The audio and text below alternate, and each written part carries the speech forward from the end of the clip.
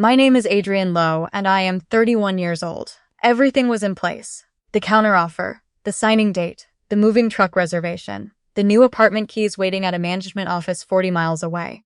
4 years of double shifts at the hospital, 4 years of eating lunch at my desk and skipping vacations and driving a car with 200,000 miles on it, because I kept telling myself the same thing every time I felt tired. It's almost enough, just a little more, almost there. And then it was there. The closing was set for a Thursday in October. I had already bought a doormat. I want you to understand something before I tell you what happened next, because I know how this sounds from the outside. I was 31 years old. I was a licensed respiratory therapist with a stable income and a clean credit history, and a pre-approval letter from a credit union I had belonged to since I was 19. I was not naive. I was not someone who missed obvious signs. I had simply spent so many years in survival mode inside that house that I had stopped questioning what felt normal and what wasn't. My parents and I shared a home. That is the polite way to say it.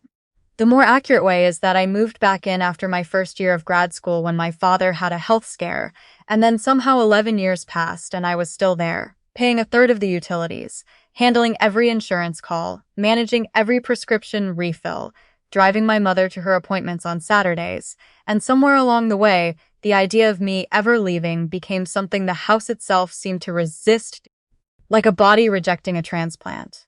I had told them in July. I sat them both down at the kitchen table on a Sunday evening with the pre-approval letter, and the listing printed out, and I walked them through everything carefully, the way I always did, the way they had trained me to present things when I wanted something, so that I could not be accused of being impulsive or careless. I explained the neighborhood, the square footage, the commute to the hospital, the HOA fees, the estimated monthly mortgage compared to what I was already contributing to this house. I was thorough. I was calm. I had my folder. My father looked at the listing for a long time without saying anything. My mother said it looked nice. And then she said, very quietly, that she didn't know who was going to take her to a rheumatologist. That was it. That was the whole objection. Not my financial readiness, not the neighborhood. Not anything real. Just, who will take me to the doctor? I told her we would figure it out. I told her my brother lived 20 minutes away and had a flexible schedule, and had offered. I had already spoken to him. And she nodded slowly the way she always did when she was accepting something on the surface, and filing it away as unacceptable underneath. I went back to my room that night and told myself it had gone fine. It had not gone fine. The closing was scheduled for October 9th, a Thursday. I had requested the day off from the hospital weeks in advance. My realtor, a woman named Patrice, who had held my hand through 9 months of searching, and 3 failed offers, sent me a confirmation email with a little house emoji at the end of it, that made me tear up in the parking garage. I had my certified funds ready. I had reviewed every line of the settlement statement. I had a bottle of champagne in the back of my car. 3 days before the closing, I got a call from my loan officer. Her name was Sandra. Not the Sandra from the legal aid office, a different Sandra, which I mention only because I remember sitting in the hospital break room thinking there are a lot of Sandras in this story, and none of them are my mother. And she sounded careful in the way that professionals sound when they are about to say something they wish they did not have to say. She told me there was a flag on my credit report. A new collection account, opened 2 weeks prior, for an amount that was large enough to drop my score below the threshold required to close at the agreed rate. I asked her what the collection was for. She said it appeared to be from a medical billing company, a hospital system I had never been treated at. For a date of service when I had been working a 12-hour overnight shift and had signed in at 6:45 p.m. and signed out at 7:12 the following morning, a fact I could prove with my badge logs and my pay stub. I told her that. I told her all of that immediately. The way you do when something is so obviously wrong that you expect the wrongness to dissolve the moment you name it. She said she understood, and that a dispute could be filed, but that the process typically took 30 to 45 days to resolve, and the closing was in 3 days, and the seller had another offer.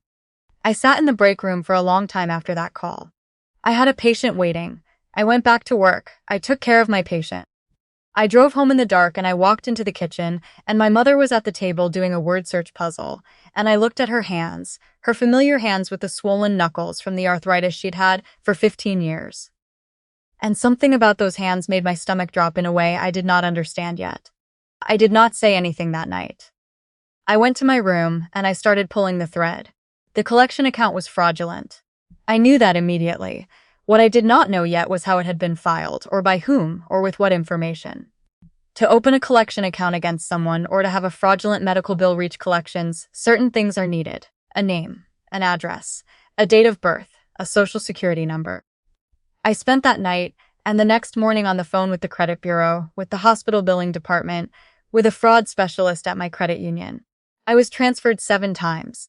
I took notes on a legal pad, the way my father had taught me to do as a kid. When you're dealing with something important, always write it down, always get a name. The fraud specialist told me that the account had been opened using my name and social security number, but a different address, not our home address, a P.O. box in a town about 30 miles north that I had never been to. Someone had my social security number. I want to be very clear about what I knew and what I didn't know at that point. I did not know who had done this. I had a suspicion that felt so large and so terrible that I kept pushing it to the side because I could not look at it directly, the way you can't look directly at something very bright. I kept making myself consider other possibilities. A data breach, a scam call I didn't remember answering, anything else. Then I thought about the folder. The folder I had brought to the kitchen table in July. The folder that had my pre-approval letter in it, and my tax returns, and a copy of my social security card that I had included, because the loan officer had mentioned I might need documentation, and I had just tucked it in there without thinking because it was my home, because I was in my own house, because it had never occurred to me that I needed to protect myself from the people inside it. The folder had sat on the kitchen table for 2 days before I moved it back to my room. I asked my loan officer to give me the exact date the collection account had been opened. She gave it to me. I looked at my calendar. It was 12 days after I had shown them that folder. I don't know how long I sat on the edge of my bed after I made that connection. I remember the window was dark. I remember I could hear the television on downstairs, some game show my father watched in the evenings, and the sound of it was so ordinary and so familiar that it made the thing I was realizing feel like a hallucination. I did not confront them. I made that decision deliberately, and I want to explain why, because I know the instinct is to go downstairs and say what you know and demand an answer. But I had grown up in that house. I knew how information moved in it. If I said what I knew before I had done anything about it, the folder would disappear, the P.O. box would be abandoned, and I would have nothing but a suspicion and a destroyed closing. I went to work the next morning as if nothing had happened. I was pleasant at breakfast. I asked my father how he had slept. On my lunch break, I called a consumer protection attorney whose number I had found through the State Bar of Georgia's referral line. His name was Mr. Okafor, and he had a calm, measured voice that I found extremely stabilizing. I told him everything. I told him about the collection account, about the folder, about the timeline, about the P.O. box. He listened without interrupting. When I finished, he was quiet for a moment, and then he said that what I was describing, if accurate, was identity fraud and that it was a federal crime. He said something else that I have thought about many times since. He said that people often assume that fraud committed by family members is somehow legally softer than fraud committed by strangers. He said that is not correct. A social security number used without authorization to open fraudulent accounts is identity fraud under federal law, regardless of who does it, regardless of the relationship, regardless of the stated motive. He told me to get a police report filed that day. He told me to contact the Federal Trade Commission through identitytheft.gov and file a report there. He told me to put a freeze on my credit with all 3 bureaus immediately. He told me to contact my loan officer and tell her that I had a documented fraud case in progress and ask her to hold the file. And he told me to do all of this before I went home that evening. I sat in the parking lot of the hospital and did every single one of those things in order. The police report was the hardest part, not logistically but emotionally. The officer who took my report was a young woman who couldn't have been more than 25, and she asked me the standard questions in a professional, neutral tone, and one of those questions was, "Do you have any reason to suspect a specific individual?" I said yes. I said I believed it may have been a family member with access to my personal documents. I said I believed it was my mother or my father.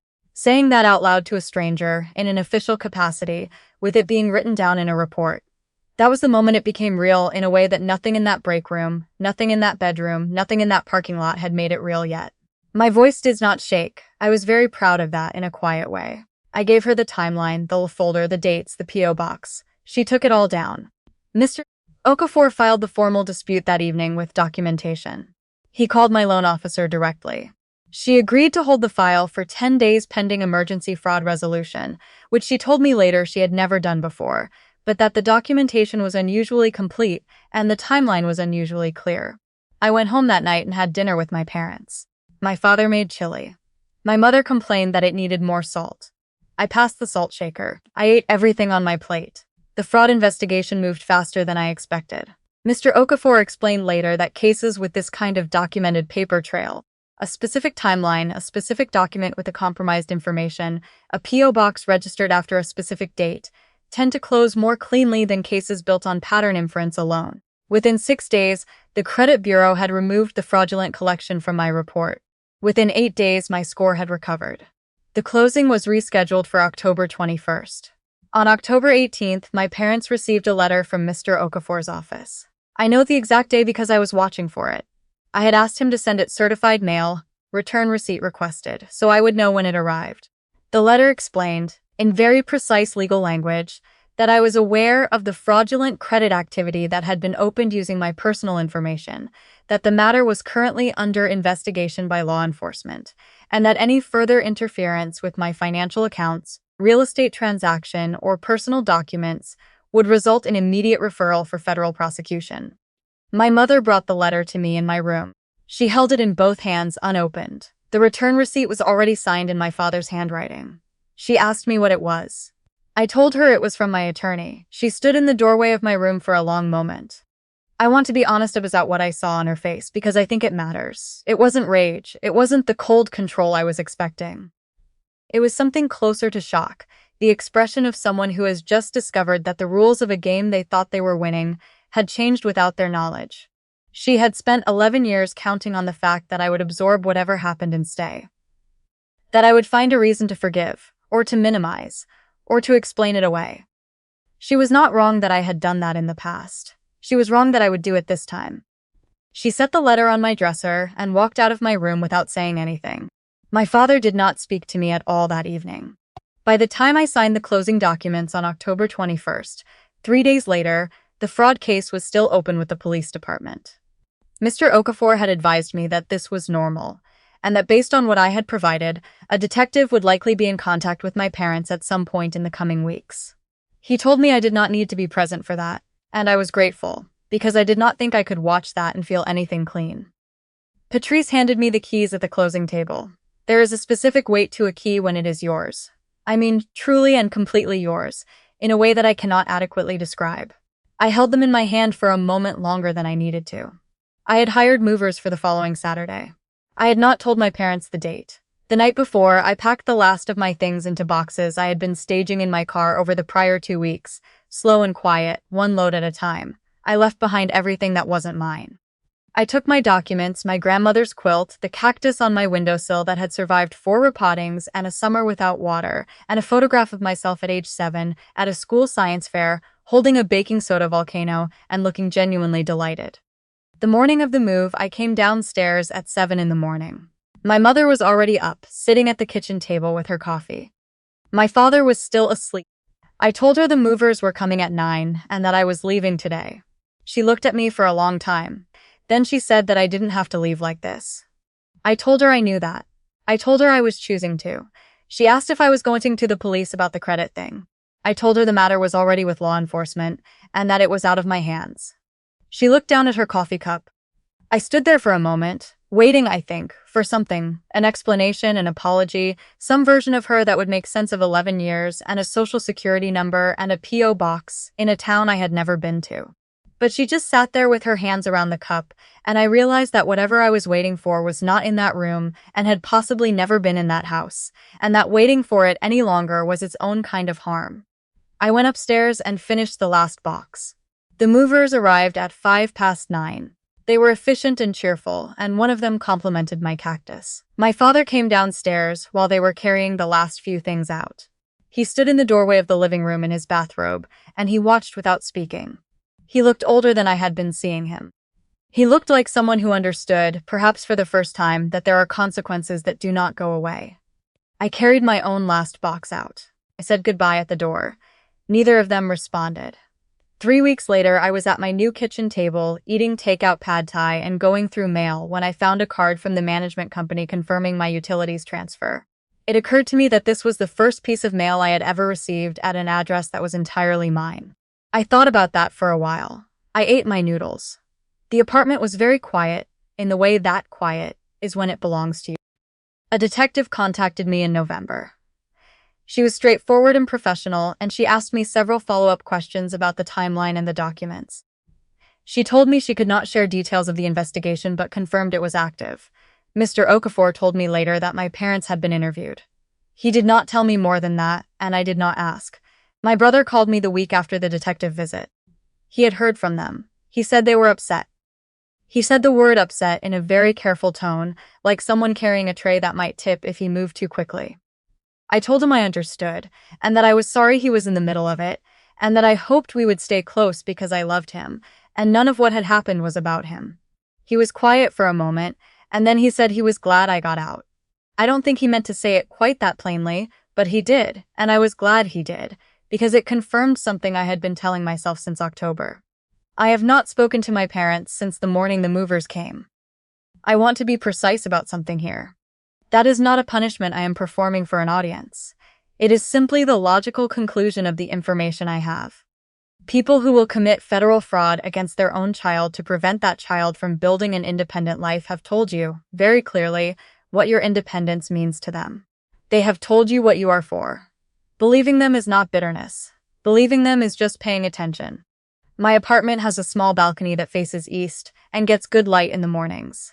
I drink my coffee there before work most days. There is a neighbor across the courtyard who has a dog that sits in her window and watches the parking lot with tremendous seriousness, and I find this dog genuinely comforting. I have a savings account that I am building again. I have a doormat that says welcome in a font my mother would have called too modern. I saved for 4 years to buy my first home. My parents opened a fraudulent account in my name to stop the closing. A detective showed up at their door anyway. If this story found you at a moment when you needed it, hit subscribe. Because every week we tell stories about the kind of courage that doesn't wait for permission and the kind of freedom that no one can take back once you've built it yourself.